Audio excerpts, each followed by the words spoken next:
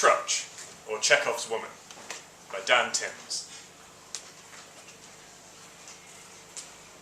A grainy scene. CCTV it could be. Is. The telltale time in the corner. 11:17 p.m.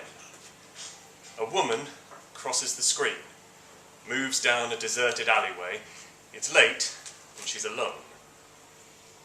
We switch to stalker point of view. The woman's heels clip along the road. Slow. Halt. She half turns.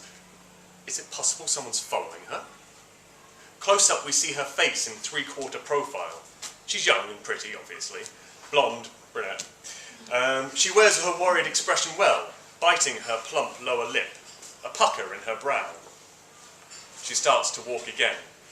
Faster now.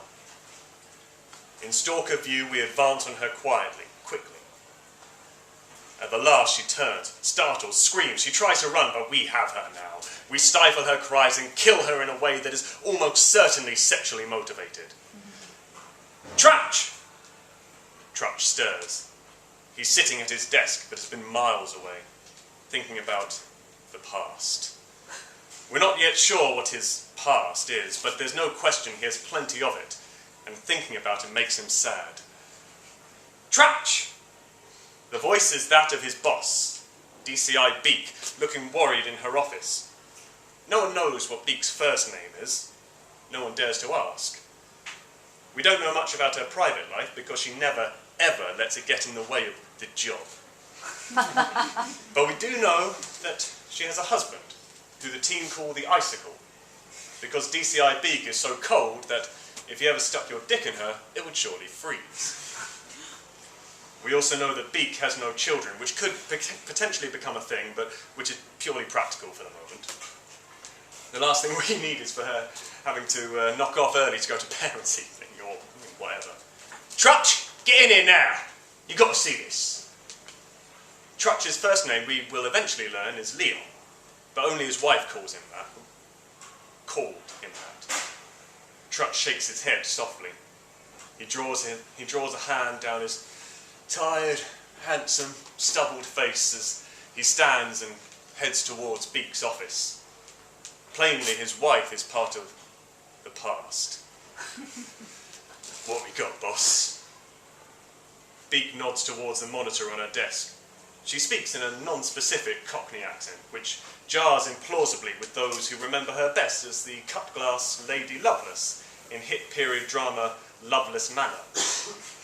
She would still be there were it not for a row over an executive producer credit that resulted in her being tragically trampled by a horse. This has just come in. I warn you, it's not pretty.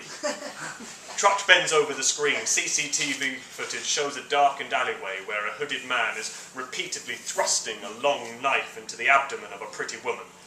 She struggles ecstatically for a while, but soon quiets and stills. A large dolphin motif is plainly visible on the back of the man's hoodie. Beak chews on a nail. You think it's him? Trutch nods. Gotta be. He lifts his dark, mournful eyes to DCI Beak. The dolphin killer is back. Wait, what? Max Harmon's eyes close in confusion. The what?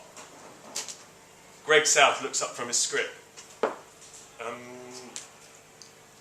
Dolphin killer. Dolphin?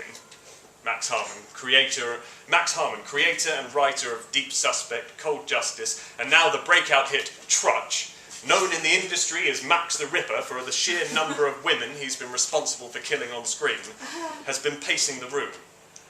Now he frowns, lays a hand across his forehead. Isn't that a bit friendly? Oh, we workshopped it last week. Greg is a long-time Harmon collaborator and the senior member of the writers' room team that is seated round the table. You know, they apparently kill sharks. Wendy Ray nods. They rape other dolphins. They smother them by blocking up their blowholes. Deanne Rice looks at her neighbour, Roy. It's her first day as an intern. She mouths. Roy shrugs. He's a relative newcomer to the writer's room too, but has already impressed with his freezer killer storyline. No one saw that bolognese twist coming. 2, Flipper. Max strikes at his script with a pen. Think darker, more dangerous. Manta ray? Wendy's eager to jump in. Stingray! 2, Puppets. Stay out of the water, people. Think land. Scorpion? Tries Roy. Max clicks his fingers above his head, points towards Roy. Good, great, a sting in the tail. The Scorpion Killer is back. Trutch is home. He untucks a gun from the small of his back and lays it down on the kitchen table. But he keeps his coat, that coat, on. The flat is grey and appallingly bare. Trutch turns on no lights as he moves towards the fridge. A butter's eye view of his uplit face. The buzz of the fridge is inside, loud in our ears. Trutch sighs, closes the fridge door again. He hasn't knowingly done any shopping since season 1. And anyway, food doesn't interest him, not since the past. He takes a glass from the counter and fills it with water from the tap, drains it, fills it again, and turns to contemplate the kitchen wall. Photos of victims, torn scraps of newspapers, post-its and pins tied together with wool, and a photo of Trutch, smiling, with his wife. If only he could have saved her. His mobile begins to shudder in his pocket. He takes it out, checks the display. Beak. Tell me. Trutch's voice is hoarse, cracked, almost a whisper. He doesn't say hello, there's no time, not when the Scorpion Killer is out planning his next attack. What do we know about the victim? Beak is looking haggard on a sofa, clinging to a large glass of wine. There are 3 of them in this marriage. Beak, Beak's husband, and the job. Somewhere in the background, the icicle is cooking or emptying the dishwasher, something domestic.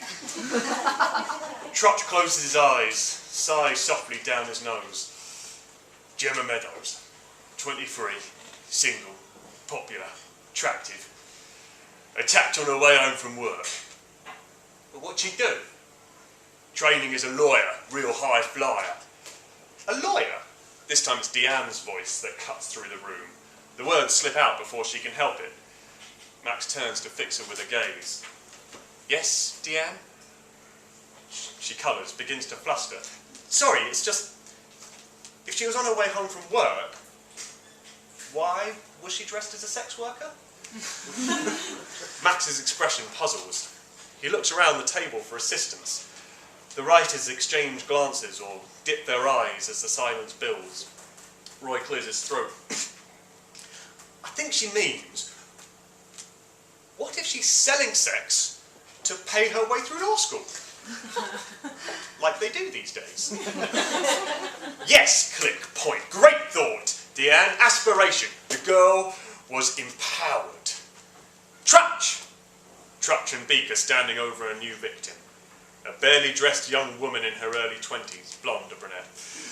She's been brutally, savagely clubbed to death in what is almost certainly a sexually motivated attack. Beak has been speaking, but Trutch is miles away. If only he could have saved her. Beak leans into him urgently. I'm worried about you, Trutch. Since the past you've got reckless. I don't know if I can trust your methods. Trutch squats down to the body, tilts his head to one side to look it gratuitously up and down. Don't think about my methods. He narrows his eyes, allows their focus to drift out into the distance. Think about my results. He stands again, calls back over his shoulder to a group of police extras. CCTV! One of them steps forward, hands him a series of stills which he takes and flicks through blankly. You think it's him? Beak chews on a nail. Trutch nods, his dark, mournful eyes fixed on the images in front of him.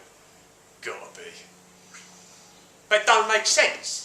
This one was beaten to death sexually, all the others were sexually stabbed. It's a totally different MO.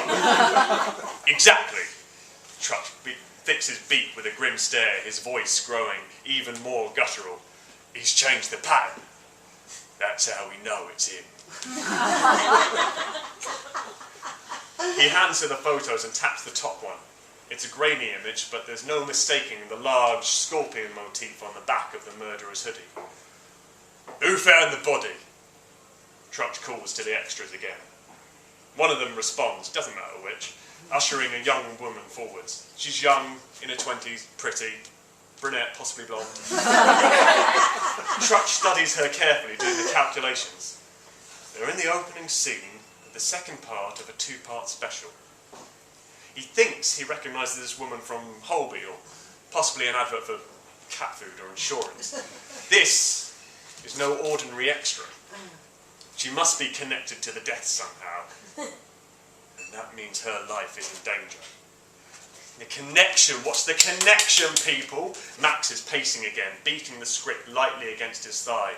And why does she have to die? Wendy idles her notepad with a pencil. A sexual motivation? Good, good. Max doesn't break stride. Keep thinking. The room falls into contemplation. Deanne leans towards Roy, speaks in a whisper. Why does she have to die? Roy nods. No, I mean, why does she have to die? Can't she provide crucial information or be rescued at the last minute? Roy winces, indicates Max with his head. It's the rule. If a woman appears in the first scene, she has to be murdered sexually by the third. Deanne knits her brow. Always? Well, as long as she's attractive. Unless she's a long-term love interest, maybe, or some kind of criminal nemesis. What's that? Max stops, scans the table, selects her with his stare. Deanne? Deanne swallows, starts to stammer. Well, I was just saying, is it really necessary to kill her? Okay, Max smiles indulgently. What are you thinking? Well, Deanne hesitates. Maybe she could be a long-term love interest. Max is in listening mode now, chin down on his chest, nodding gently. He makes a spooling signal with his finger. Go on. Deanne looks to Roy. He steps in. She's saying, what if this woman's actually the killer? And maybe she's not the scorpion killer, she's a copycat. And it's all about a grudge against the lawyer. Max's eyes brighten. Greg South nods carefully. Wendy Ray looks nonplussed. What about the sexual motivation? All heads turn to Deanne. She thinks for a moment. Lesbian? Yes! Click. Point. Brilliant, Deanne. Deanne flushes with pride. Max eyes her appraisingly. We'll make a writer of you yet. Trutch, no! Beak's eyes are wild as she arrives on scene. Trutch has the copycat killer cornered. Pinned at gunpoint against the rooftop's edge, armed response extras pour into the periphery. Leave it! She's not worth it! Beak is worried about Trutch's method. She's worried that his results will cost him his badge. Most of all, she's worried that her lines are becoming a bit EastEnders. Do it, Leon. The killer's voice lowers to a pornographic whisper. It actually says pornographic in the script. Her lips linger luxuriously on the words. Finish me off. Trutch's finger trembles on the trigger. His soft eyes fill with tears. It's almost as if all of the past has been leading to this point. He has so much hurt and hate, darkness and desire, so many inconsistent motivations. I thought we had something special. I thought you were different.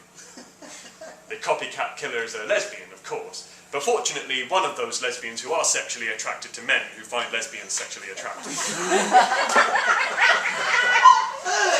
But you're nothing but a soulless killer, just like all the rest. The killer's mouth curls into a one-sided smile. Just your type. As she says it, she allows her body to tip back, fall away over the edge. Trutch leaps forward, but too late. We glimpse her expression in freefall. She looks quietly confident. The audiences love her. Her agent's already begun negotiating the next series, and a days selling pet insurance are surely behind her. They'll have to write her way out of this somehow. Up on the rooftop, Trutch pounds a palm on the concrete with a guttural roar, spittle magnificently decorating his chin and lip. Is there a finer spit actor working on television today? And his face too carries a hint of self-congratulation. This season's in the can, the next is in the bag. Fuck Wolf Hall. With Deanne on board, he could be just 6 strong, sexually motivated storylines away from Bond.